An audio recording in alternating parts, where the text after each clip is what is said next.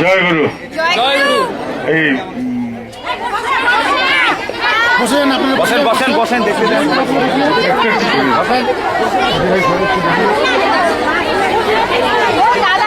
এতে হবে মনে হয়। এটা একটু ঘুরিয়ে দেন ভাই, অল্প একটু ঘুরিয়ে দিলেন। বাপিতে একটু করে দেন তো, একটু ঘুরিয়ে দেন বাস। তাহলে দুটোই আওয়াজ পাওয়া যাবে, বাইরেও আওয়াজ যাবে।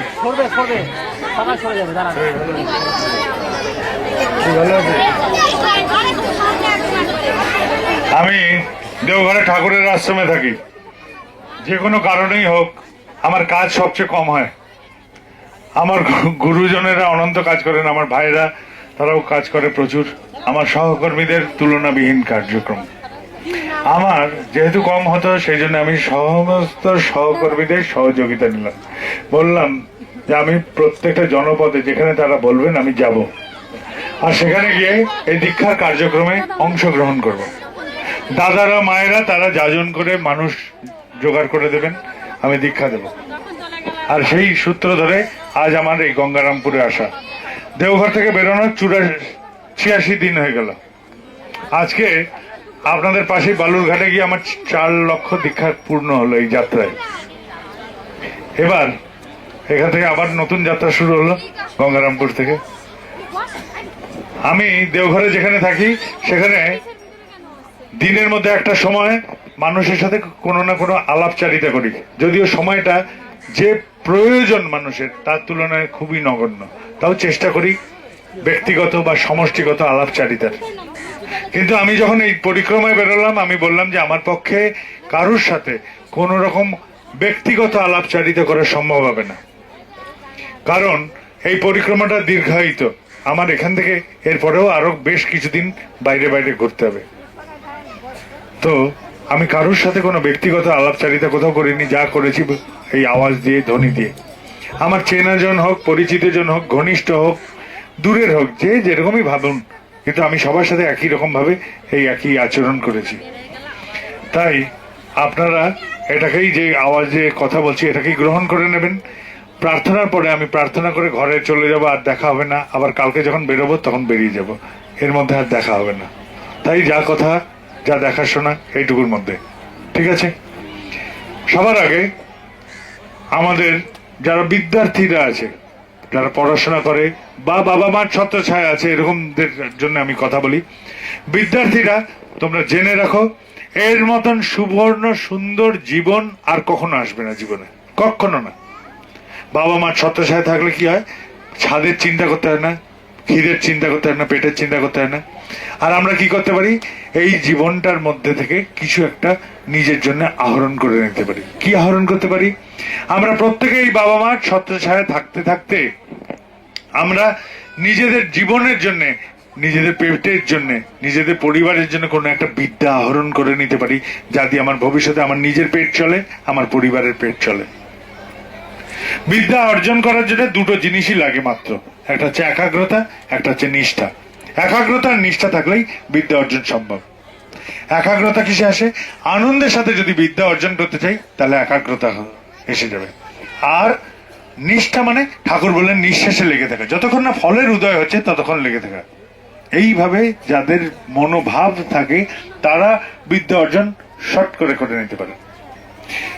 নাচ শেখো, গান শেখো, খেলাধুলা শেখো, কৃষি কার্য শেখো, হাতের কাজ শেখো, পড়াশোনা শেখো, যাই শেখো, কিন্তু এই দুটো অবশ্যই, নিষ্ঠা আর একাগ্রতা, এই দুটো যদি থাকে তাহলে জীবনে যে কোনো বিদ্যা অর্জন করা সম্ভব। পুজো পাঠ তোমাকে বিদ্যা অর্জন করাবে না, কাউকে দিয়ে কলম ছোঁয়াবে, কিছু করবে না, তার উপকার হবে না তোমার। তোমাকে এই দুটোই লাগবে, একাগ্রতা আর নিষ্ঠা। বিদ্যার্থীরা এটা মাথায় রাখো। দ্বিতীয় কথা, যারা বিদ্যা অর্জন করে নিয়েছেন, এবার কর্মজীবনে নামতে চান, তাদের জন্য বলি, দোতলা বাড়িতে কেউ লাফ দিয়ে ওঠে না, কেউ উঠতে পারে না, সিঁড়ি ভেঙে ভেঙে উঠতে হবে। এবার কথা হচ্ছে, কর্ম যা সৎকর্ম, যা উপার্জন করে আমার পেট চালায়, আমার পরিবার চালায়, এরকম যে কোনো সৎকর্ম, তার ভেদাভেদ হয় না, উঁচু এটা নিচু, এটা ভালো এটা মন্দ, এরকম হয় না। এটা আমাদের মানসিকতায় তাদেরকে ভেদাভেদ করে রাখি আমরা। কিন্তু আসলে যে কোনো কর্ম যুক্ত থাকা এরকম কর্মে, তাহলে মানে হচ্ছে ভগবানের পথে চলা। আর নিথর বসে থাকা, চুপচাপ কর্ম ছাড়া, তার মানে হচ্ছে শয়তানের সাথে থাকা। সিঁড়ি ভেঙে যখন উঠি, সিঁড়ির ধাপ আমার পছন্দ নাও হতে পারে, কিন্তু তাও আমাকে পা রাখতে বাধ্য হয়, আমি বাধ্য হয়ে যাই, পা রাখতে বাধ্য করায় আমাকে। তা আমি বলি, বিদ্যা বেশি, কর্মটা তোমার মন অনুযায়ী ছোট বা নিচু, আমি তাও বলবো তুমি নিয়ে নাও, কারণ ওটা তোমার সেই সিঁড়ির ধাপ, যেই ধাপের রেখে দ্বিতীয় ধাপের সন্ধান করবে, দ্বিতীয় থেকে তৃতীয়, তৃতীয় থেকে চতুর্থ, এরকম করে অভীষ্টে পৌঁছাবে। এই আমি বলি, যারা কর্মজীবনে যাচ্ছ, তোমরা আশাহত না হয়ে এগিয়ে চলো, এইভাবে তোমরা অভীষ্টে পৌঁছানোর চেষ্টা করো। যারা ব্যবসা করতে চান তাদের জন্য বলি, সারা পৃথিবীতে তাবর ব্যবসায়ী কোনো না কোনো একটা ছন্দে কায়দায় ব্যবসা করেন। মূল ছন্দ কি, যেটা তারা সকলেই পালন করেন, এটা যদি আমাদের জানতে হয়, সবার আগে জানতে হবে ঠাকুরের ব্যবসার পঞ্চনীতি। পরম প্রেমময় শ্রী শ্রী ঠাকুরের বলা ব্যবসার পঞ্চনীতি এক জায়গায় এক লক্ষ্যে ঠাকুর বলে দিয়ে গেছেন। এই পঞ্চনীতিটা জেনে হোক না জেনে হোক, পৃথিবীর তাবর ব্যবসায়ী এটাকে পালন করতে বাধ্য হন, এর বাইরে যেতে পারবেন না। কারণ দুধ থেকে যেরকম ছানা তৈরি হয়, সেরকম জীবন থেকে পয়সাও আসে এই ব্যবসার পঞ্চনীতির কায়দায়, তবেই আসতে পারে। ব্যবসার পঞ্চনীতি আগে জানুন, কেন্দ্র মন্দির কর্মী দাদাদের, চর্চা করা গুরু ভাইদের বই পত্র পত্রিকা থেকে, বা এখন ইন্টারনেট বেরিয়েছে তাদের মাধ্যম থেকে জেনে নিন। তারপর কি করবেন, ব্যবসার কায়দাটা জেনে নিয়ে ব্যবসায় টাকা নিবেশ করুন। যার নিবেশ করছেন তার 2%, মানে 2% আপনার যদি ফেরত আসে, তার মানে ব্যবসা ঠিক আছে। আর যদি না আসে, তাহলে বুঝে নেবেন ব্যবসা আপনার নষ্ট হতে বসেছে। কোথায় নষ্ট করছেন, ব্যবসার পঞ্চনীতিতে কোথায় ত্রুটি করেছেন দেখুন, মেরামত করুন, এগিয়ে চলুন ব্যবসাটাকে নিয়ে। আর যদি নজরেই না এলো, তাহলে আমি বলি ব্যবসা বন্ধ করুন। কারণ ফুটো পাত্রে জল ঢাললে জল বেরিয়ে যাবে, হাতের পুঁজি নষ্ট হবে, আপনার মান সম্মান সব অপদস্থে কবলে পড়বে না। এমন অবস্থা হবে যে আপনাকে ত্রাহি মধুসূদন করে পালিয়ে পালিয়ে বেড়াতে হবে পাওনাদারের আওতা থেকে, পৈতৃক ভিটে মাটিও হাতছাড়া হয়ে যেতে পারে। এত দুর্বিপাকের থেকে সাবধান হয়ে চলাই ভালো, এই আমি বলবো। যারা বাবা মারা আছেন এখানে, তাদের বলি, সন্তানের বিয়ের জন্য আগে উতলা না হয় মেয়েদের শৃঙ্গার শেখান। মেয়েদের শৃঙ্গার মানে খালি সাজসজ্জা নয়, শৃঙ্গার মানে আদব কায়দার সমস্ত অভিব্যক্তিগত প্রকাশ। একটি মেয়ে কারুর বাড়িতে গেলে সে কিরকম কথা বলবে, আচরণ করবে, কেউ যদি বাড়িতে আসে তাকে কিভাবে আপ্যায়ন করবে, কোন পরিবেশে কি পোশাক পরবে, কার সাথে কিরকম করে বাক্যালাপ করবে, বার্তালাপ করবে, সমস্ত গুলো শেখান। কারণ ভবিষ্যতে তার হাতে একটি পরিবারের দায়িত্ব থাকবে। আর ছেলেকে শেখাবেন কর্মপ্রাণতা। তোমার পরিচয় তোমার চেহারা দিয়ে না, বংশ দিয়ে না, তোমার পরিচয় কেবলমাত্র তোমার কর্মে। আর তারপরে আত্মীয় স্বজন, হিতৈষীজন, স্বজাতির মানুষ, এদের বলুন, ঠিক যোগাযোগ এসে যাবে, ঠিক বৈবাহিক যোগাযোগ এসে যাবে, চিন্তা করতে হবে না। যারা অসুস্থ তাদের জন্য আমার একটা পরামর্শ, আমি একটা ঘটনাই বললি। আমাদের আশ্রম যেখানে আমি থাকি, ঠাকুরের আশ্রমে, সেখানের পেছনে গ্রামে একটি ভাই আশ্রমের কার্যক্রমে সহযোগিতা করতে আশ্রমে আসে। এসে একদিন বলছে তার পুত্র 8 বছর বয়স, তার ছেলেটি 8 বছর বয়স, সে নাকি অসুস্থ হয়ে গেছে, খেলাধুলা করতো, চলৎ শক্তি হারিয়ে ফেলেছে, চলতে পারে না, পড়ে পড়ে যায়, কি যেন ভীষণ অসুখ করেছে। ডাক্তার অনেক দেখিয়েছে, চিকিৎসা অনেক করিয়েছে, কোনো উপশম হয়নি। এসে আমাকে বলছে, দাদা আমি কি করি? আমি তখন আমার সাথীকে বললাম, এই ইন্টারনেট খোল, সাইটে যা, এই ভাইটি যা বলছে তাই লেখ। তাই লেখা হলো, নির্ধারণ করলো, জ্ঞান ভান্ডার নির্ধারণ করলো যে এর যে রোগ হয়েছে, সে রোগের চিকিৎসা অ্যালোপ্যাথি মতে নির্ধারিত নয় বা আবিষ্কৃত নয়। আমি তখন ভুবনেশ্বরের এক আয়ুর্বেদিক শিক্ষক আছেন, ঠাকুরের মানুষ, তাকে আমি ফোন করালাম। তিনি একটি ওষুধ বলে দিলেন, যে ওষুধ দেওঘর বাজার থেকে আনিয়ে ওই ভাইটির হাতে দিয়ে বললাম, তোর ছেলেকে খাওয়া। 7 দিনের মধ্যে সেই চলৎ শক্তি হারা ছেলেটি আবার খেলাধুলা করতে শুরু করলো, আর সুস্থ আছে, ভালো আছে। আমি এই ঘটনাটা এই জন্য বললাম যে আমি যন্ত্রের সাহায্যে জ্ঞান ভান্ডার খুলে রোগ সম্বন্ধে অবগত হয়ে চিকিৎসা করালাম। আমি ডাক্তার নই, কিন্তু এটা করালাম। আপনারা আগে নিজের সম্বন্ধে জানুন, যারা অসুস্থ আছেন, কি হয়েছে, কি করতে হবে, কেমন করতে হবে, সমস্তটা জানুন। এইসব ইন্টারনেট পারেন না, দরকার নেই। বাড়ির বাচ্চাগুলো সবাই এগুলো পারে। আপনার বাড়ির বাচ্চা না পারলে পাশের বাড়ির বাচ্চা পারবে। কারুর না কারুর সহযোগিতা নিয়ে নিন, নিজের সম্বন্ধে জানুন, অবগত হন। তারপরে কাছাকাছি কোনো ডাক্তার সৎ দক্ষ শুভানন্দই পেলে তার চিকিৎসা করেন। আর শেষে বলি, আনন্দে থাকেন। আনন্দে যদি না থাকেন, কোনোদিনও রোগ যাবে না। যেখানে হতাশা, যেখানে দুঃখ, যেখানে গ্লানি সেখানে এসে রোগ বাসা বাঁধে। আর যেখানে আনন্দ, উৎসাহ, উচ্ছ্বাস, সেখান থেকে রোগ পালায়। ছোটবেলায় ভূতের ভয় লাগলে বলতো রাম রাম রাম রাম বল, তা ভূত পালাবে। আমিও বলি আনন্দে থাকেন, আনন্দে থাকেন, আনন্দে থাকেন, রোগ পালাবে। বাতের ব্যথা হাঁটুতে হয়, ব্যথা চলে যায় না, উপশম হয় না, প্রশমন হতে পারে, দেবিয়ে যেতে পারে, দাবিয়ে দেওয়া যেতে পারে সেই ব্যথাকে। তো হাঁটুতে বাতের ব্যথা বলে, দাঁতে তো বাতের ব্যথা হয়নি, তাই আমরা জীবন নিয়ে হাসতেই পারি, তাই না? এবার একটি পারিবারিক জীবন। পারিবারিক জীবনটা কিরকম? তাদের দাম্পত্য জীবন খুব মধুর ছিল নাকি? ইদানিং তাদের মধ্যে সব সময় দাম্পত্য জীবনের শুরুটা তাদের হয়েছিল ফিস ফিস ফিস ফিস, প্রেমের সাথে কথা। ইদানিং তাদের মধ্যে কথায় কথায় হাউ হাউ হাউ হাউ হয়। কেন হয়? কারণটা কি? আমরা দূরের মানুষকে কি করে ডাকি? ও দাদা। কাছের মানুষকে ও দাদা। তো ডাকের হর্ষ আর দীর্ঘ, চিৎকার আর শান্ত।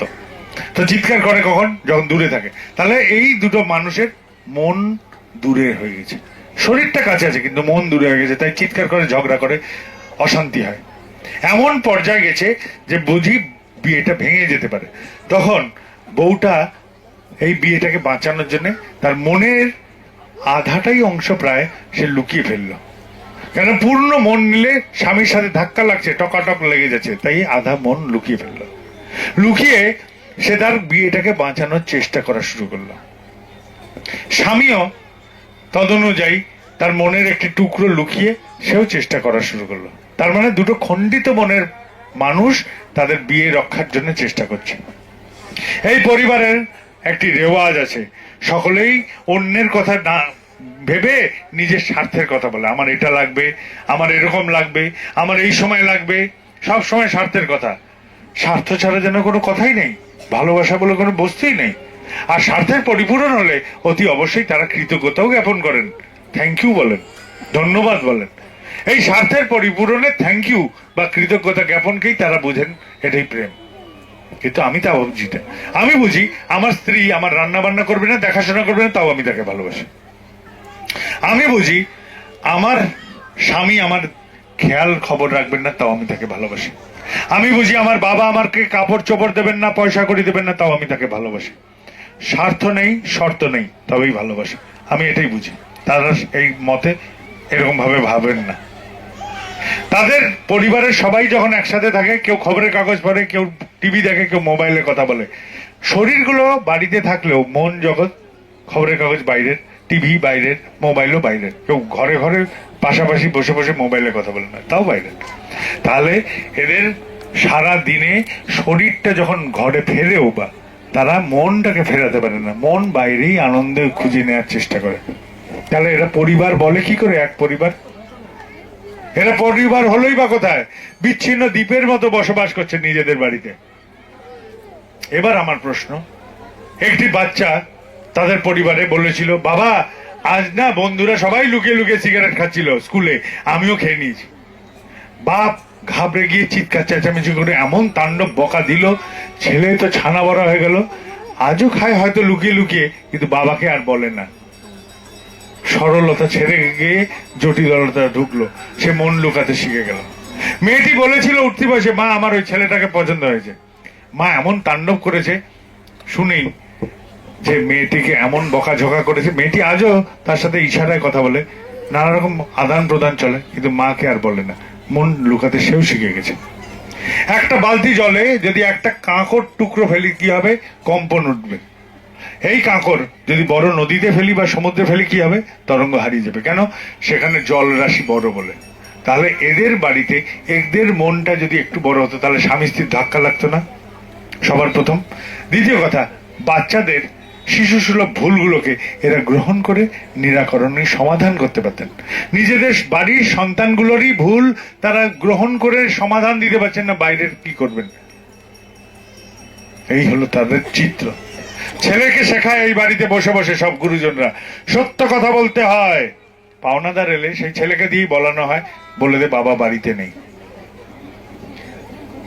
বলে মা যে বাবা গুরুজন, কথা শুনতে হয়, অবাধ্য হয় না বাবা, অবাধ্য হয় না। সেই মাকে দেখে রাত্রির বেলা বাপের সাথে তুমুল ঝগড়া করছে, ছেলে বোঝে ভালো কথা শুনতে হয়, মন্দ কথা করতে হয়।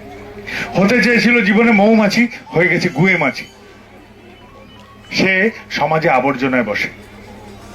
স্কুলে গেল, মন্দ আচরণ শিখলো, মন্দ কথা শিখলো, মন্দ ব্যবহার শিখলো, একদিন নেশাও শিখে নিল। এরকম একটি পরিবার আশ্রমে গেছে, এলোমেলো অবস্থা। বলছে দাদা আমাদের পরিবারটাকে বাঁচান, আমার একদম এলোমেলো হয়ে গেছে। আমি বলি আমি একটা সাধারণ মানুষ, আমি কি করতে পারি? অতএব তাদের এই কথা শুনে আমি তখন বললাম যে এক কাজ করেন আপনারা। সব শুনে দুটো কথাতেই বুঝলাম যে দিনের বেলা সবাই কাজে বেরিয়ে যায়, বিকেল সন্ধ্যা হতে হতে কেউ স্কুল, কেউ কলেজ, কেউ ইউনিভার্সিটি বা কেউ কর্মজগৎ থেকে ফিরে আসেন। আমি বললাম এবার এক কাজ করেন, রাত্রিরে সবাই একসাথে খাবেন। বলে রাত্রিরে সবাই একসাথে খাবেন, কিন্তু খেয়ে উঠে যাবেন না, ততক্ষণ গল্প করবেন যতক্ষণ না মন খুলে উজাড় করতে পারছেন। সারা দিনে যা কিছু জমিয়েছেন সবটা উজাড় করেন। এঁঠো হাতে গল্প করেন, হাতের এঁঠো শুকাতে দেন, ততক্ষণ গল্প করেন। আর সকালে উঠে একসাথে প্রার্থনা করতে চেষ্টা করেন সবাই মিলে। ওরা তাই করলো। মাসখানেকের মধ্যে ফিরে এসছে আশ্রমে, সব পরিবার একসাথে এসে বলছে দাদা খুব আনন্দে আছে, খুব উৎসাহ নিয়ে বলছিল আমাকে, খুব আনন্দে আছে। আমি বলি আপনারাও করুন। যদি আপনাদের পরিবার খুব শান্তিতে থাকে, খুব সুন্দর থাকে, তাও যদি না করেন এমনি সেটা করতে থাকেন। বাড়ির সবাই মিলে একসাথে খেতে বসেন, ততক্ষণ গল্প করেন যতক্ষণ গল্প করলে মন আপনাদের খুলে না যায়। ওই পরিবারটি এরকম করে করেছিল। এইভাবে তারা ঘাবড়ে গেছিল যে আমরা এরকম ভাবে একসাথে গল্প করলে কি না জানি অশান্তি শুরু হয়ে যাবে আবার। আমি বললাম আরে সমুদ্র না হোক, বালতির জলও নেই আপনার মন, এখন ঠাকুর ধরেছেন, মন বড় হয়েছে, এগিয়ে চলুন, চেষ্টা করুন। ওরা তাই চেষ্টা করেছিল, আপনারাও করেন। বাড়ির সবাই মিলে গল্প করেন। কত গল্প ছেলে বাপের হয় না, কত কথা মেয়ে মায়ের হয় না, কত গল্প স্বামী স্ত্রীর হয় না, কত গল্প ভাই বোনগুলোর হয় না, কত গল্প বাকি থেকে যায় আমাদের। করেন, উজাড় করেন নিজের মনকে। কি হবে? সকালবেলা উঠে চেষ্টা করুন প্রার্থনা করতে। প্রশ্ন যদি জাগে কি হবে, আমি বলছি ওই যে মা রান্না করতে গিয়ে হাতে ফোসকা পড়লে কেউ তাকিয়ে দেখে না, সেখানে মেয়ে এসে আজ মলম লাগিয়ে দেবে। যে বাপ কোমরে হাত দিয়ে পায়চারি করে বেড়ায় ঘরের মধ্যে, কেউ তাকিয়ে দেখে না, সেই বাপের কোমরে ছেলে এসে বলবে বাবা সৌ আমি তোমার পিঠ মালিশ করে দিচ্ছি। যে ছেলে কেউ কিচ্ছু বলেনি আজ অব্দি, সেই ছেলেকে আজ বাপ বলবে তুই নেশা করা ছেড়ে দে, এলোমেলো হয়ে যাবি, তোর পরিবার হবে ভবিষ্যতে, সেই পরিবার এলোমেলো হয়ে যাবে। এলোমেলো হোস না। তুই যদি এলোমেলো হোস, পরিবার বিচ্ছিন্ন হয়ে যাবে। আমাকে দেখে বিভ্রান্তিতে পড়েছিস, ঠাকুর দেখে চল, ঠাকুর দেখে চল, তার মতন হওয়ার চেষ্টা কর, ঠাকুরের মতন হওয়ার চেষ্টা কর। তিনি আমার গৃহস্বামী, তাকে আমি গুরু রূপে ধরেছি, আমি তার প্রতিনিধিত্ব করছি আমার এই বাড়িতে। হলে তার মতন হয়ে ওঠ। হতে পারে এই কথাতে আমার গুয়ে মাছি ছেলে আবার মৌমাছি হওয়ার স্বপ্ন দেখবে, আবার ওরা স্বপ্ন দেখবে। আমার মেয়েকে আমার স্ত্রী বলতে পারে যে এই জানিস সারা দিন সংসারের পরে শরীরে কেমন অবস্থা হয়, ক্লান্তি ঝুপ করে নেমে আসে, তন্দার জড়িয়ে আসে, চোখ খোলা যায় না, মনে হয় অজ্ঞান হয়ে পড়ে যাব। আর আমি এরকম করে ঘুমিয়ে পড়তাম, আর মাঝ রাত্রিরে তুই জেগে উঠতিস কেঁদে কাউকে, আর যতবার জেগে উঠতিস আমি তোকে সহযোগিতার জন্য কাপড় বদলাতে বা দুধ খাওয়াতে জেগে উঠতাম। কেবল তোর প্রতি ভালোবাসা আমাকে সমর্থ করিয়ে দিয়েছিল এই কর্ম করাতে। তুই আজ যদি এলোমেলো চলিস রে মা, আমার কষ্ট হয়। এই কথা বললে এই পরিবারটা বাঁধবে, দানা বাঁধবে। এরকম দানা বাঁধা পরিবার দিয়ে সমাজের কল্যাণ, পরিবেশের কল্যাণ, দেশের কল্যাণ। আকাশ থেকে কেউ এসে আমাদের কল্যাণ করে না, কেউ করবে না, কোন নেতা মন্ত্রী ভগবান কেউ করবে না, যদি না আমরা এই আপ্তি করতে পারি, এই আয়ত্ত করতে পারি এই জিনিসটাকে। এইভাবে করতে হয়। টিভিতে দেখবেন রান্নার কার্যক্রম হচ্ছে, সারা দিন ধরে দেখলে ওই একটা দানাও আপনার পেটে ঢুকবে না, না আপনার পেট ভরবে, আপনি খিদায় কাতর হয়ে যাবেন। বরং ওই খাবার বানানোর কার্যক্রম যদি দেখেন আর বাড়িতে সেটা তৈরি করে নেন, বাড়িতে তৈরি হয়ে যাবে, আর নিজেও খেতে পারবেন, পেটও ভরবে। এই হচ্ছে উপায়। সংসারকে তুলুন, নিয়ে চলুন, নিজেদের সংসারটাকে সুন্দর করুন আগে। কারণ আমাদের জীবন হচ্ছে বহতা নদীর মতন, বয়ে চলে তীব্র বেগে। এই বয়ে চলা নদী, তার পারে যদি আমাকে গাছ নৌকা বাঁধতে হয়, তাহলে কি করি আমরা? পাড়ের গাছের সাথে নৌকা বেঁধে দিই। এই যে পাড়ের গাছের সাথে নৌকা বেঁধে দিই, তাতে কি হয়? নৌকা, আমার জীবন নৌকাখানি দুলবে, নাচবে, বিচ্ছিন্ন হবে না। কিন্তু বাধা যদি না থাকতো, এগিয়ে চলে যেত, পাথরের ধাক্কা খেত, জলপ্রপাতে পড়তে পারতো, বিচ্ছিন্ন হয়ে যেতে পারতো। এই বন্ধনটাই যেটা গাছের সাথে বেঁধে দিলাম, এই বন্ধনটাই হচ্ছে দীক্ষা। তাতে আমার জীবন তরি নাচবে দুলবে, বিচ্ছিন্ন হবে না। অনেকে আছেন জিজ্ঞেস করেন দীক্ষা নিয়েছি কিছু হয় না। আমি বলি মূর্খ বেটা, বসে আছো পাখা নিয়ে এরকম করে, 1000 বছর বসে থাকবে, এক বিন্দু তোমার গায়ে হাওয়া লাগবে না, 1000 বছরও না। তোমার যদি হাওয়া খেতে হয় হাত সঞ্চালন করো। দীক্ষা নিয়েছো কিছু করো, তবে তুমি হাওয়া খাবে। কেন দীক্ষা নেব? একটি দলছুট গরু ঘাস খেতে খেতে জঙ্গলের ধারে চলে গেছে, তার ঘাস খেতে খেতে ওখানে বিচ্ছিন্ন হয়ে গেছে দলের সাথে। বাঘের তাড়া খেয়ে পড়লো কাদার পাকে আটকে, বাঘ দিল লাভ, সেও পড়লো কাদার পাকে আটকে। দুটোই করে হ্যাঁচর প্যাচর, একটা খাওয়ার জন্য একটা পালানোর জন্য। দুটোই যখন ব্যর্থ, তখন বাঘ বলছে দাঁড়া বেটা, এই কাদা শোকাক আগে, তারপর আমি তোকে খাবো। গরু তো হেসে অস্থির, বলে তুই আমাকে কি খাবি রে? আমি ক্যানেস্টারের আওয়াজ পাচ্ছি, কাঁসর ঘন্টার আওয়াজ পাচ্ছি, আমার মালিক আছে, খুঁজতে বেরিয়ে গেছে, মানুষজনের আওয়াজ পাচ্ছি, আমাকে খুঁজে নিয়ে যাবে, উদ্ধার করে নিয়ে যাবে এই বিপদ থেকে, এই পাক থেকে। আমার মালিক আছে, আর মালিকের সাথীদের সব লাঠি ভালা সোঁটা সব আছে। তোর বেটা তো মালিক নেই, তোর কি হবে? তুই তো আগে বলছে। গুরু মানে, গু মানে অন্ধকার, রু মানে আলোকিত করা। যিনি অন্ধকার থেকে আলোকিত করেন তিনি গুরু। অন্ধের কি দরকার? একটা লাঠির দরকার। অন্ধকারে কি দরকার? একটি টর্চ বাতির দরকার। তাহলে যখন আমাদের দৃষ্টি এগোয় না, তখন কিছু একটা সাহায্য দরকার হয়। একটি স্ত্রীর স্বামী যদি মারা যায়, তখন সে কি করবে? স্বামী মারা গেলে সে প্রথম গ্রাস খাবে কি করে? ওই গুরুর হাত ধরে চেষ্টা করে প্রথম গ্রাসটা খেতে। এইভাবে সে দিশা পাওয়ার চেষ্টা করবে। একটি স্বামীর স্ত্রী মারা গেলে সে পদবীক্ষণা করবে কি করে? পদচারণ করবে কি করে? দিনটা চালাবে কি করে? ওই গুরুর হাত ধরে সে চেষ্টা করবে প্রথম চলাটা চলতে। এটাই হচ্ছে গুরু। পারিবারিক জীবনে কারুর বিপদ এলে আমরা খুব ব্যথা পাই। কোথায় ব্যথা লাগে? শরীরে, কাঁচকলা। ব্যথা লাগে মনে। এই মন হচ্ছে সেই বিশেষ যন্ত্র যেটা ঈশ্বর আমাকে দিয়েছেন। এই মন দিয়ে আমি ভাবতে পারি, মন দিয়ে হাতিকে বন্ধ করে রাখতে পারি, খাঁচায় পুড়ে দিতে পারি বাঘকে, ঘোড়ার পিঠে সওয়ার হতে পারি, দৈহিক বলে দেশাতে পারি না, কিন্তু মনের ক্ষমতা দিয়ে আমি তাকে বাধ্য করতে পারি আমার অধীনে আসতে। এটা আমি পারি, এটাই মনের শক্তি। এই জন্য ইংরেজিতে প্রবাদ বলে, god created man of his own image. অর্থাৎ ঈশ্বর আমাকে তারই প্রতিবিম্বিত রূপ হিসেবে সৃষ্টি করেছেন। এই মন দিয়ে আমি ফারাক করি জীবজন্তুর সাথে। জীবজন্তু চায় আহার নিদ্রা মৈথুন, আমি মানুষ তা চাই না। শুধু আহার নিদ্রা মৈথুনে খুশি নেই, আমি যা থাকি তার থেকে সুন্দর থাকতে চেষ্টা করি। ভালো হলে আরো ভালো, আরো ভালো থেকে অতীব ভালোতে পৌঁছানোর চেষ্টা করি। এই অভিপ্সায় আমি এগিয়ে চলি জীবনটায়। তাহলে আমার মধ্যে এই আকুতি আছে বাঁচার, বাড়ার, এগিয়ে চলার। এবার আমরা এসছি কোথা থেকে? বিজ্ঞান বলছে আমরা এসছি বাঁদর প্রজাতি থেকে। বাঁদর তৃণভূমিতে প্রায় 4 পায়ে এরকম করে দৌড়াতো। করতে করতে যখন খাড়া হলো মোটামুটি, তাকে বললো হোমো ইরেক্টাস, মানে ইরেক্ট মানে খাড়া, খাড়া হয়ে উঠলো তারা, কোমর সোজা হলো মোটামুটি। তার থেকে আবার বিবর্তন এগিয়ে চললো, আমরা এসে গেলাম পৃথিবীতে, হলাম হোমো সেপিয়েন্স। আমাদের বলা হয় হোমো সেপিয়েন্স বা মনুষ্য প্রজাতি। তাহলে আমরা এসছি বাঁদরের রূপান্তরিত হয়ে মানুষে পরিণত হয়েছি। বাঁদরের কাজ কি? নকল করা। একটা টুপিওয়ালা ক্লান্ত হয়ে বসেছিল গাছের ছায়ায়, যখন ঘুম ভাঙলো দেখছি যে তার ঝুড়িতে একটি টুপি নাই। গেল কোথায়? খুঁজে দেখে সব কটা বাঁদর টুপি পরে হুপ হাপ করছে। বহু চেষ্টা করলো টুপি ফেরত আনার, যখন পেল না বিরক্তিতে নিজের টুপি ফেলে দিল, সমস্ত বাঁদর তাদের টুপি ফেলে দিল। তাহলে বাঁদরের কাজ হচ্ছে নকল করা। এবার আমরা সামাজিক ভাবে কি করি? অন্যায্যতা করলো আমার সাথে, আমি অন্যায্যতা করে দিই। মন্দ করলো, মন্দ করে দিই। খারাপ করলো, খারাপ করে দিই। এই যে করি, এইটাই হচ্ছে বাঁদরামো। এই বাঁদরামো আমাদের মধ্যে আছে। এই বাঁদরামোটা নিয়েই আমরা চলি। এটাই বাঁদরামো, এটাই বাঁদরামোর প্রকাশ। যেটা বাঁদর প্রজাতি থেকে এসেছিলাম তার প্রমাণ এটাই। কিন্তু মন বলেও তো একটি যন্ত্র আছে বললাম। তাহলে মন দিয়ে আমরা ভাবতে চেষ্টা করি এই অন্যায্যতা, এই মন্দ, এই খারাপ আমার ঠাকুরের সাথে করতো যদি, ঠাকুর কি করতে পারতেন? ঠাকুর কি করতেন আমার জায়গায় হলে? আমি আর অন্যায্যতার বিরুদ্ধে অন্যায্য করি না। আমি তাই করার চেষ্টা করি যে আমার ঠাকুর করতেন তাই করি।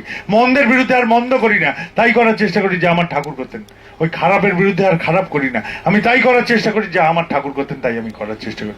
এই যে করার চেষ্টা করি এটাই ঠাকুরত্ব জায়গা। এই যে বুদ্ধি করে করার চেষ্টা করলাম এটাই ঠাকুরত্ব জায়গা। এটা না জাগলে না আমার কেউ ঠাকুর আছে, না আপনাদের কারোর ঠাকুর আছে। এটা থাকতেই হবে, এই ভাবটা থাকতেই হবে প্রত্যেকের, আমাদের প্রত্যেকের জন্য এটা শিরোধার্য। এই ভাবনা ভঙ্গি থাকতেই হবে। এটা না থাকলে আমাদের কেউ ঠাকুর বলে কেউ নেই। কেন? অজ্ঞানী সাই যে মন্দিরে খোঁজে ভগবানকে, মূর্তিতে খোঁজে ভগবানকে, আর মানুষের মধ্যে খোঁজে ভগবানকে। অজ্ঞানীর লক্ষণই তাই, মন্দিরে গিয়ে গদগদ হয়ে যাবে, মূর্তির সামনে গদগদ হয়ে যাবে, বাবাই তাকে দেখলে গদগদ হয়ে যাবে। এটা হচ্ছে অজ্ঞানীর লক্ষণ। আর জ্ঞানীর লক্ষণ, সে নিজের মধ্যে ভগবানকে সবসময় জাগাতে থাকবে, সর্বদা জাগিয়ে তুলবে। প্রতি মুহূর্তে সে জাগাতে চেষ্টা করবে নিজের মধ্যে ঠাকুরকে, নিজের মধ্যে ঈশ্বরকে। প্রত্যেকটা জায়গায়, প্রত্যেকটা আনাচে কানাচে, প্রত্যেকটা প্রকাশে, প্রত্যেকটা ভঙ্গিমায় সে জ্ঞাতে অজ্ঞাতে সবসময় নিজে ঠাকুরের মতন আচরণ করার চেষ্টা করবে। কি হবে তাতে? মন্থন হলে কি হয়? মন্থন হলে ননি বা মাখনের উত্থান হয়। সেরকম আমার মধ্যে দিয়ে এরকম চলনের মন্থন দিয়ে আমার মধ্যে দিয়ে ঠাকুর প্রকাশিত হতে থাকবেন বুদ্ধি করে। এই বুদ্ধির মধ্যেও একটি ব্যত্যয় আসতে পারে। রাবণ নাকি একবার সীতাকে প্রলুব্ধ করতে বিভিন্ন রূপ নিয়ে যেত। তো কেউ একজন বলেছিল, বুদ্ধি দিয়েছিল, পরামর্শ দিয়েছিল যে তুমি একটা কাজ করো, তুমি রামের রূপ নিয়ে যাও। তখন রাবণ বলছে, ওরে বাবা, রামের রূপ নিয়ে গেলে তো আমার আর কিছু হবে না, কেননা রামের রূপ নিয়ে গেলে আমি রামের মতন চিন্তা ভাবনায় জড়িত হয়ে যাব। আমার মনে হবে আমি পাপ করেছি, অন্যায় করেছি, তাই আমি রামের রূপ নেব না। তো আমরাও অনেক সময় এরকম ঠাকুরের প্রকাশ করতে করতে ভাবি যে ওরে বাপরে বাপ, আমার মধ্যে তো পরিবর্তন হয়ে যাচ্ছে, আমি সাধু হয়ে যাচ্ছি, তাই আমি আর হতে চাই না, আমি যেরকম ছিলাম সেরকমই ভালো। তাই হয়তো এখানেই বাধা পেতে পারি, আমার মনোজগতের বাধা। যাই হোক, বুদ্ধি করে করতে করতে করতে করতে একটা দিন এরকম আসবে যেদিন আর বুদ্ধির প্রয়োজন হবে না। সেদিন সংস্কারে পরিণত হয়ে যাবে ঠাকুর চলাটা। সংস্কার কি? খুব সোজা। আমরা পায়খানায় যাই, শৌচ করি, পায়খানায় গিয়ে যে শৌচ করি এটাই হচ্ছে সংস্কার। আমি চিন্তা করি না শৌচ করব কি করব না, করেছি কি করিনি এটা নিয়ে চিন্তা করি না, এটাই সংস্কার। যেটা সহজাত এটাই সংস্কার। যেদিন ঠাকুর চলা আমার সংস্কারের মধ্যে এসে যাবে সেদিন ভেতর থেকে ডেকে উঠবে কেউ, লালি মেরে লাল কি, যেতে দেখে তেতে লাল, লালি দেখানে मैं চলি मैं ही हो गई লাল। প্রিয় রঙের রূপের ছটা দেখতে দেখতে বিভোর হয়ে আমি সেই রঙের ছটায় উদ্ভাসিত হয়ে উঠলাম। লোকে বলবে তোমাকে দেখে মনে হয় ঠাকুরের মানুষ, এই পোশাকের মুখোশটা লাগবে না। আর মূর্খ জিজ্ঞেস করবে তুমি কে, তোমার ঠাকুর বা কেমন? আমি বললাম আমি, আমার ঠাকুর আমার মতন। আমাকে দেখে বুঝে নাও আমার ঠাকুর কেমন, আমাকে দেখে বোঝো, আমার চলা দেখে বোঝো, আমার বলা দেখে বুঝে নাও আমার ঠাকুর কেমন হতে পারে। তবেই সার্থকতা। এই যে আমি ঠাকুরের মতন রূপান্তরিত হওয়ার চেষ্টা করি, প্রকাশ করতে চেষ্টা করি, তাতে কি সব? মোটেই না। এটা একটি ধাপ মাত্র। কোন সময় নারদ জিজ্ঞেস করছেন ভগবানকে, ভগবান তুমি থাকো কোথায়? ভগবান উত্তর দিচ্ছেন, না হং তিষ্ঠামি বৈকুণ্ঠে যোগিনাং হৃদয়ানং নাচ। আমি বৈকুণ্ঠে থাকি না, যোগীদের হৃদয় থাকি না, আমার ভক্ত যেখানে গুণ কীর্তন করেন সেখানে আমি বিরাজ করি। তার মানে আমি যেখানে যাজন করি সেখানে আমার ঠাকুর থাকেন, আর যেখানে ঠাকুর থাকেন সেটাই সৎসঙ্গ, সেটাই স্বর্গ। তাহলে আমার যাজনটাই সৎসঙ্গ, যাজনটাই স্বর্গ। আমি সবজিওয়ালার কাছে যেতাম, মুদিখানায় যেতাম, কর্মক্ষেত্রে যেতাম আর চলে আসতাম, কাজ মিটলো চলে আসলো। কিন্তু আজ তা করি না। আজকে আমি সবজিওয়ালার সাথে ঠাকুরের কথা বলেছি, মুদিখানায় ঠাকুরের কথা বলেছি, অটো রিক্সায়, টোটো রিক্সায়, সব জায়গায় আমি ঠাকুরের কথা বলেছি, কর্মক্ষেত্রেও বলেছি। এমনকি ওই যে পাওনাদার ওই দিক দিয়ে এলে আমি এদিকে পালিয়ে যেতাম আগে ভয়ে লজ্জায়, আমি তা পালাই না। আমি জেনে গেছি এই ধর্মের জগৎ বীরের জগৎ, এখানে বীররা বাস করে, তাই আমি আর এইরকম করি না।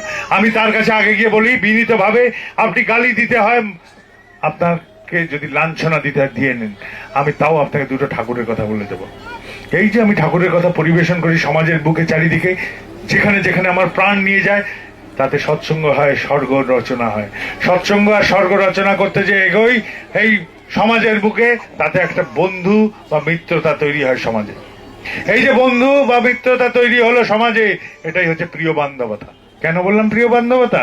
জীবনের শুরুতে আমার সাথে কে থাকেন? বাবা মা। শেষে তারা থাকেন না। জীবনের শেষে কে থাকে? পরিবার। শুরুতে তারা থাকেন না। তাহলে জীবনের শুরু থেকে শেষ অবধি কে থাকে? আমার সাথে ঈশ্বর। বিপদে পড়লে কেউ বলে বাবা মা বাঁচাও, কেউ বলে পরিবার বাঁচাও, কেউ বলে না, তারা সবাই বলে ঈশ্বর বাঁচাও, ভগবান বাঁচাও, আল্লাহ বাঁচাও, গড সেভ মি। এরকম করে চিৎকার করে, তার মানে ভগবানই আমার সবচেয়ে প্রিয়। আর ভগবানের সাকার রূপ হচ্ছেন আমার গুরু, তাকে যখন আমি পরিবেশন করি সমাজের বুকে, তখন কি হয়, আমার প্রিয় বান্ধব তৈরি হয়। এই যে যাজন করি, এই যাজন কার জন্য করি? ঠাকুরের জন্য? মোটেই না। এই যাজন কার জন্য করি? সৎসঙ্গের জন্য? মোটেই না। যাজন করি আমার বাঁচার জন্য, নিজের বাঁচার জন্য এই যাজন গুলো করি। প্রত্যেকটা যাজন আমি নিজের বাঁচার জন্য করি। কেন? সেটাও পরে আসছে। আমরা ঈশ্বরকে কি বলি? ঈশ্বর আমার এটা লাগবে, সেটা লাগবে, এরকম করে 100 খানা প্রার্থনা করি। ঈশ্বর কি আমার বাপের চাকর? এসে জিজ্ঞেস করেন, প্রভু আজ কি অর্ডার? আমার ছেলের চাকরিটা ঠিক করে দাও। আবার ঈশ্বর একদিন এলেন, প্রভু আজ আপনার কি অর্ডার? আমার মেয়ের বিয়েটা ঠিক করে দাও। এরকম হয়? ঈশ্বরের সাথে কোন রকম এরকম হতে পারে? তাও আমরা বলি যে আমার এটা লাগবে, এটা লাগবে, মুখে বলি এটা লাগবে, কিন্তু সাথে একটা শব্দ যোগ করে, দয়া করে দাও। আরে দয়া করে দাও মানে আমি দয়ার উপযুক্ত হলাম কিনা তাই আমার ঠিক নাই। আর দয়া করবেন তিনি কোথা থেকে? আর দয়া করবেন কোথা থেকে? তিনি যদি এতই ক্ষমতাশালী হন, তার বউকে রাবণ উঠিয়ে নিয়ে যাবে? নিজের বউকে রক্ষা করতে পারছো না, আমাকে কি রক্ষা করবে? আমার তো প্রশ্ন জাগবে।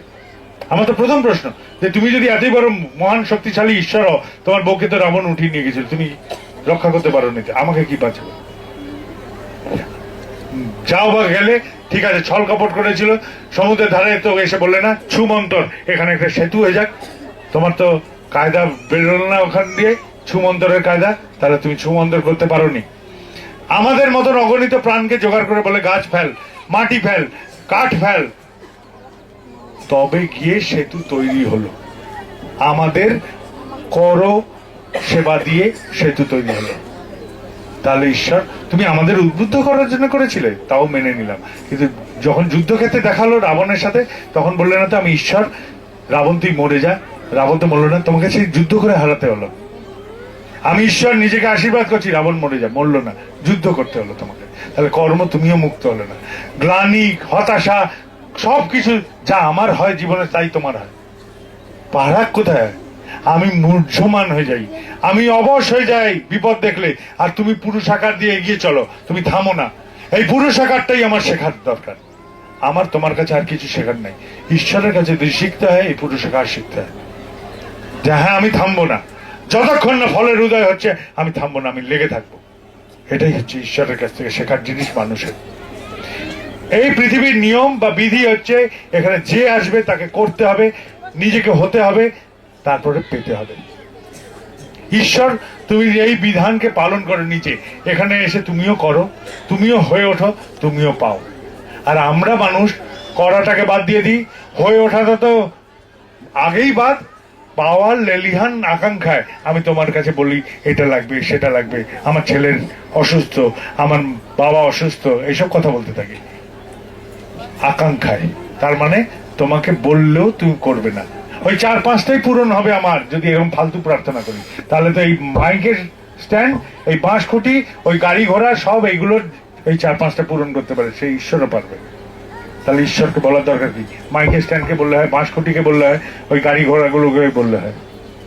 তাহলে ঈশ্বরের যদি প্রয়োজন থাকে, ঈশ্বর এইভাবে শুনবেন না। দ্বিতীয় কথা, ঈশ্বরকে বলবো কেন? একটি ছোট্ট অবোধ সদ্যজাত শিশু, তার না আছে ভাষা, না আছে বোধ, কিন্তু প্রত্যেকটা মা, পৃথিবীর যতগুলো মা আছে সবাই বুঝে যায় কখন তার খিদে পেয়েছে, কখন তার কাপড় ভিজেছে। প্রত্যেকটা মা তাদের অন্তর দিয়ে বুঝে নেয় ওই অবোধ শিশুর, ভাষাহীন শিশুর সমস্ত কথা।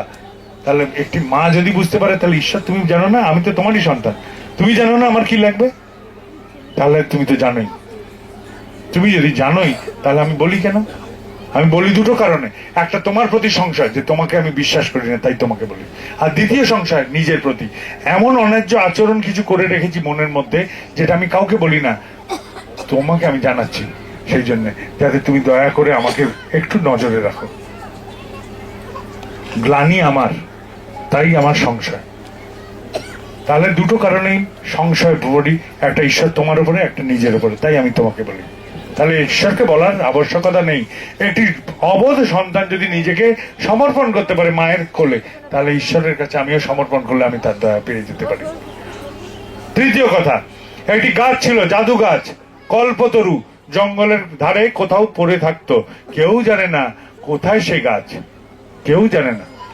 এমন সময় দৈবাত কোন এক পথিক কোনো একদিন ওই গাছের ছায়া এসে বসেছে, সেই কল্পতরুর ছায়া, যে যখন যেটা চিন্তা করে সেটাই পূর্ণ হয়ে যায় নাকি। এবার ঘটনাক্রমে এরকম হলো যে সেই কল্পতরুর ছায়ায় যখন বসলো এসে প্রতীক, সে মনে মনে ভাবলো যে বড্ড খিদে পেয়েছে, একটু খাওয়ার হলে তো ভালো হতো। অমনি ফস করে খাওয়ার এসে গেল, কপ কপ কপ কপ করে খেয়ে নিল, চিন্তা করারও সময় নেই। খাওয়া দাওয়া যেই হলো, পেট ভরলো, তখন ওর মনে হলো ইস একটা বিছানা হলে একটু জিরিয়ে নেওয়া যেত। অমনি ফস করে একটা বিছানাও এসে গেল। এইবার বিছানায় শুয়ে পা নাচাচ্ছে, আর মনে মনে তখন চিন্তা এসছে, আরে বাপরে বাপ, এই গাছের ছায় যা চিন্তা করছি তাই তো পূরণ হয়ে যাচ্ছে। এই গাছে আবার ভূত প্রেতই তো এসে আমার ঘাড় মটকে দেবে না তো? অমনি ভূতও নামলো, ঘাড় মটকে দিল। তো আমার কথা শুনে ঈশ্বর চললে আমার অবস্থাই হবে। আমি বলবো আমার ছেলে অনেক ধনী হোক, বিশাল ধনী হোক, হে ভগবান আমার ছেলে বিশাল ধনী হোক। ফস করে আমেরিকা চলে গেল। এবার আমি রোজ কাঁদি যে ছেলে আমাকে ছেড়ে দিয়ে আমেরিকা চলে গেছে, আমাকে দেখাশোনা করে না। আরে তোর প্রার্থনায় তো ছিল যে ছেলে বিশাল ধনী হোক, তুই তো বলিস বাবা মাকে নিয়ে ধনী হোক। একটা ভুল প্রার্থনা তুই করবি, আর তার খেসারত আবার ঈশ্বরকে দিতে হবে। এই জন্য ঈশ্বর শোনেন না, দয়া করে শোনেন না, আমরা ভুলভাল প্রার্থনা করি বলে। আরেকটা কথা, আমার বাবা মা, বউ, স্বামী, ছেলে মেয়ে, এদের সাথে কিসের সম্পর্ক থাকে? স্বার্থের সম্পর্ক। স্বার্থ নিয়ে যেসব প্রার্থনা হয় তাকে কি বলে? সকাম প্রার্থনা। একটা সকাম প্রার্থনাও ঈশ্বর গ্রহণ করবেন না, কখনো না। কোন সকাম প্রার্থনা ঈশ্বর গ্রহণ করেন না, এটা সবাই জেনে রাখেন। কোন স্বার্থ সকাম প্রার্থনা ঈশ্বর গ্রহণ করে না, সকাম প্রার্থনা গৃহীত হবে না। আমি যদি ওই দাদার জন্য করি, ওই মায়ের জন্য করি, ওই ভাইয়ের জন্য, ওই বোনের জন্য, এদের জন্য যদি প্রার্থনা করি, এদের সাথে কারোর সাথে আমার স্বার্থযুক্ত নেই, তাই এটা নিষ্কাম প্রার্থনা। নিষ্কাম প্রার্থনা ঈশ্বর গ্রহণ করবেন। আমি কর্ম করব, ফলের আশা করব না। আমার জন্য নিষ্কাম প্রার্থনার জন্য বন্ধু যদি থাকে সমাজে, তাদের প্রার্থনা আমার মনোবাঞ্ছা পূর্ণ হয়ে যাবে। এই হচ্ছে উপায়। আমি কি বলেছিলাম? যাজন করি ঠাকুরের জন্য না, যাজন করি সৎসঙ্গের না, আমার বাঁচার জন্য। তো আমি কর্ম করব, ফলের আশা করব না। আর ওই যাজন করে যে প্রিয় বান্ধব জুটিয়েছিলাম, এদের নিষ্কাম প্রার্থনায় আমার মনোবাঞ্ছা পূর্ণ হবে। 100টায় 100, 100%, একটা ফেল মারবেন, একদম গ্যারান্টি। করে দেখেন, কর্ম করেন তীব্রভাবে, ফলের আশা করবেন না, নেমে পড়েন, আর বন্ধু জুটিয়ে নেন সমাজ থেকে প্রার্থনা করার।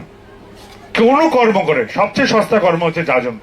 এছাড়া যেভাবে বন্ধুত্ব জোগান, সিঙ্গারা খাওয়াতে হবে, মিষ্টি খাওয়াতে হবে, চা খাওয়াতে হবে, 10-12 বার বাড়ি যাতায়াত করতে হবে, বছরের কয়েকবার খোঁজ খবর নিতে হবে, অনেক খরচ। মোবাইলে 1 মিনিটের কথা বললেও টাকা খাটে, ফিতে নেই, তাহলে খরচ আছে। কিন্তু যাজন করেন সবচেয়ে কম খরচ, প্রিয় বিতরণের মাধ্যম দিয়ে বন্ধু জুটি নেন। এই বন্ধু টেকসই, চিরকালীন, যদি না তাতে স্বার্থ জোটাই আমরা। এবার এছাড়া কি কোনো উপায় নেই ঈশ্বরকে শোনানোর? আরেকটা উপায় আছে। আমার সাথেই একরকম একটা ঘটনা হয়েছিল। আমি তখন কলকাতায়, আমার এক পূর্ব পরিচিত জন কাঁদতে কাঁদতে পৌঁছালো আমার কাছে, শুনেছে আমি আছি শুনে। তিনি কলকাতায় থাকেন না, অন্য জেলার নিবাসী। তিনি কলকাতায় আমি আছি শুনে এসছেন কাঁদতে কাঁদতে। তার ছেলে কলকাতায় এক নার্সিং হোমে ভর্তি, বড় নার্সিং হোমে, সদ্য চাকরি পেয়েছে। শত্রুতা বশত কেউ তাকে বিষ খাইয়ে দিয়েছে, কোমায় চলে গেছে, আইসিইউতে ভর্তি। সেই ছেলের এরকম অবস্থা। আর বাপ যখন শুনেছে আমি আছি, কাঁদতে কাঁদতে এসছে, ডাক্তার বলে দিয়েছে কোনো আশা নেই, নিয়ে যান, এ বাঁচবে না। এর নারী ক্ষীণ হয়ে আসছে, প্রাণ শক্তি কমে আসছে, এর কোনো সারার প্রবণতা অবশিষ্ট নাই। আমাকে এসে কাঁদতে কাঁদতে বলছে এই কথা। আমি তাকে দিলাম বকা, জোর বকা। ভাই মশাই, আপনি ঠাকুরকে কেন বলেছেন যে আমার ছেলের প্রাণ ভিক্ষা দেন? বলছে আমি ঘাবড়ে গিয়ে বলেছি। বলে ঘাবড়েছেন কেন? ঠাকুরকে বলেছেন, ঘাবড়ে গিয়েছেন মানে? আমার চেনা বলে আমি গালাগাল দিলাম। আমার তো এইটাই ধারণা, একটি মা যদি বুঝতে পারে সমস্ত সন্তানকে, তাহলে তুমিও বোঝো ঈশ্বর যে আমার কি লাগবে। তাই আমি বলি, শেষে এরকম একটি অবস্থার পরিণত হলো যে আমি জিজ্ঞেস করলাম ডাক্তার কি বলেছে? বলছে যে বাঁচবে না। আমি জিজ্ঞেস করলাম তুমি পিতৃ হৃদয় দিয়ে বোঝো, তুমি কি বলছো, তোমার মন কি বলছে? বললো বাঁচবে না। আমি বললাম এবার যাও ঠাকুরের কাছে মৃত্যু প্রার্থনা করো, গিয়ে বলো ঠাকুর আমি এক নিরুপায় বাপ, আমি নিজস্ব ক্ষমতা সাধ্য অনুযায়ী তার চিকিৎসা করিয়েছি, ওর মৃত্যু হতে যদি ওর মঙ্গল আসে ঠাকুর ওকে মৃত্যু দিয়ে দাও, আর ওর প্রাণ ভিক্ষা দিলে যদি মঙ্গল আসে প্রাণ ভিক্ষা দাও। আমি বললাম তোমার তো মৃত্যু ছাড়া কোনো গতি নেই, ডাক্তার বলছে, তুমি বলছো তুমি মৃত্যু প্রার্থনা করো। হাসি মুখে তাই করো। তাই করলো সে, শটান টান চলে গেল, অবস্থায় রাজি হয়ে গেল, মৃত্যুতেও রাজি, জীবনেও রাজি, তাই প্রার্থনা করলো ঈশ্বরের কাছে, ঠাকুরের কাছে একদম